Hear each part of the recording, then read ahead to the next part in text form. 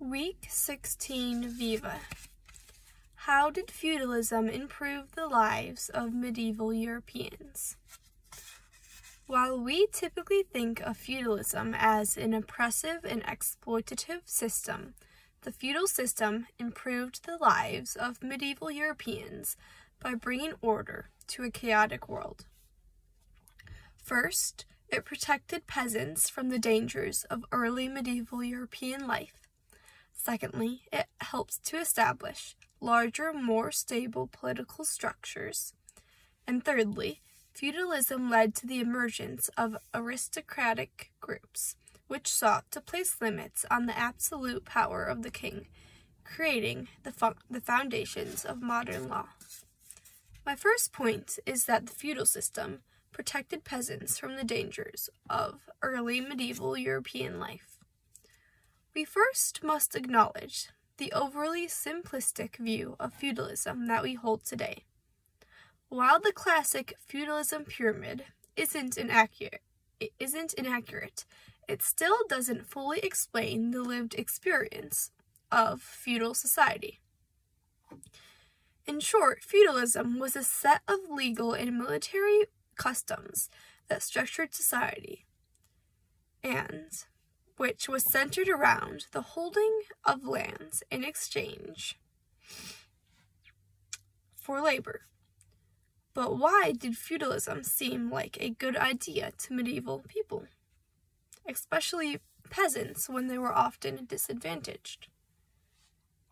Well, part of the reason is because it was customary in the Middle Ages to see everything in the world in a hierarchical structure based on its significance, and thus they would see something as being placed there by God, and therefore it was meant to be there.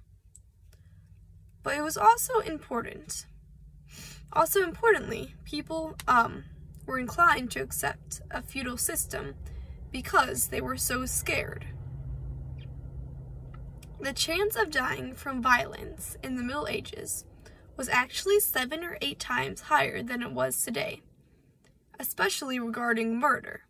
According to Lawrence Stone, quote, "Homicide levels in medieval England were at least 10 times what they are today," unquote. Violent gangs were also ever present, often comprised of gentry and noblemen as well as lower classes. Violence at English universities was also insanely high. To some extent, this violence was also due to the excessive amount of alcohol that was drunk, because it was some of the only, clean liquids that you could have, because water was not clean. On one St. Scholastic's Day in the 4th century, a group of students and priests were at Swindlestock Tavern in Oxford. Apparently, some of them complained about the wine, and the landlord, who was also the mayor of Oxford, responded saucily. A student then threw a quart pot at his head. People came to the landlord's aid, and the bell at the city church was rung to call the townsmen to his aid. The university called its students to arms by ringing its own church bell, and soon a battle commenced, which included the use of bows and arrows. So in conclusion, feudalism was attractive because it provided physical security in a chaotic world. And the chivalric obligations, which were brought with feudalism, set limits on how, why, and where violence could occur. Feudalism also supplied a system for the exchange of goods after the Roman Empire fell, because there was no longer an established currency. My second point is that the feudal system helped to establish larger, more stable political structures. The Merovingian and Carolingian dynasties helped to bring a little stability to Europe after the fall of Rome. It was Charlemagne who began to acquire landholders, pay taxes military assistance instead of money. However, soon Viking invasions brought an end to the Carolingian kingdom and disintegrated the central power of the state. As the Frankish realm was falling apart, members of the royal family fought against one another, creating a disordered and fragmented society. In defense against the Vikings and local threats, the dukes and counts built up local defenses around a growing network of castles. Frequently, they would usurp royal authority, and the commanders of the castles increasingly treated their castles and its land around them as their own. Because of this devolution of power, the feudal system arose, based on personal loyalties and obligations between kings, magnates, local lords, and their followers. It was only through this system that order could prevail, and kings were able to mobilize the military resources of an entire kingdom. Eventually, the church was called upon to give the feudal relationships religious sanction.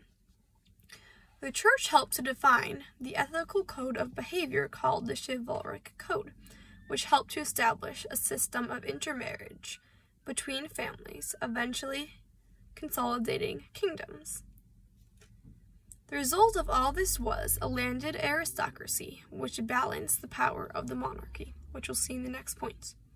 According to Joseph Strayer, Europe's political stability notably increased around 1000. He says, quote, "It was the stabilization of the political scene that allowed for an economic revival," unquote.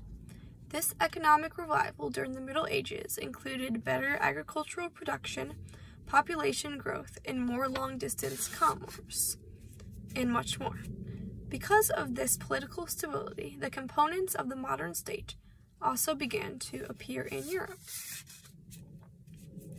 My third point is that feudalism led to the emergence of aristocratic groups which sought to place limits on the absolute power of the king, creating the foundations of modern law. The emergence of a powerful aristocracy meant that competitors to kingly power could force contractual concessions from the king. The nature of the structure of military recruitment led to monarchical abuses to be self-limiting. The military now had the means by which they could rebel or demand satisfaction for their grievances.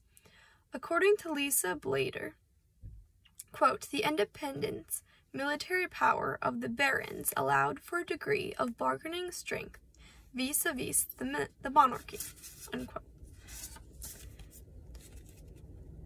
Basically, English barons came to limit the power of kings in a number of meaningful ways.